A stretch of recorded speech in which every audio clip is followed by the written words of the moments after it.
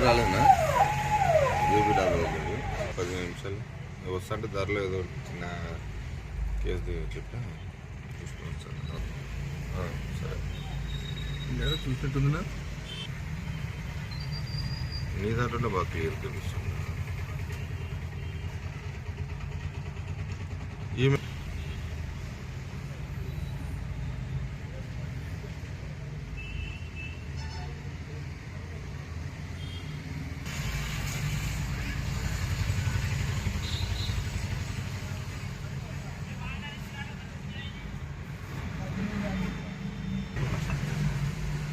పంపించండి,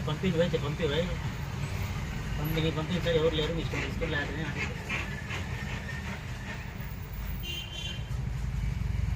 అంటున్నాడు. Bye sirs పడతాను తప్పి నాకు నరకం చూపిస్తాను ఆటలు అంటాను. సారే అంటాను. నేను నమ్మించేది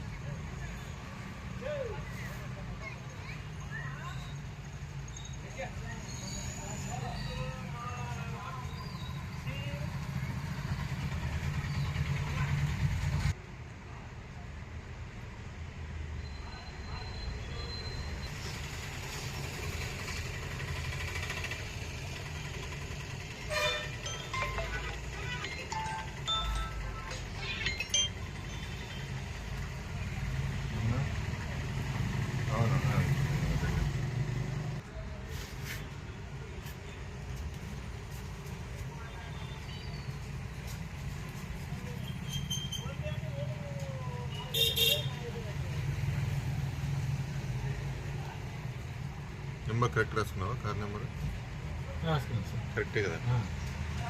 శ్రీకాంత్ సార్ ఫోన్ చేసి ఎత్తి ఫోన్ తారీఖు అదే మా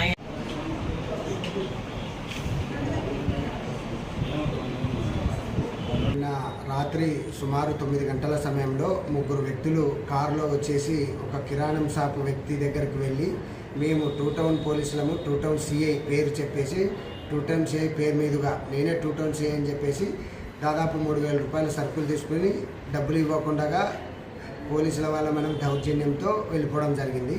మాకు ఇది సమాచారం అందిన వెంటనే మా డిఎస్పీ గారి ఉత్తర్వుల మేరకు మేము సీసీ ఫుటేజ్ తర్వాత అక్కడ ఉన్న లోకల్ వాళ్ళని ఎంక్వైరీ చేసేసి వాళ్ళు పలానా వ్యక్తులుగా మేము గుర్తించినాము. ఒక ఆయన లక్ష్మీనారాయణ, ఇంకొక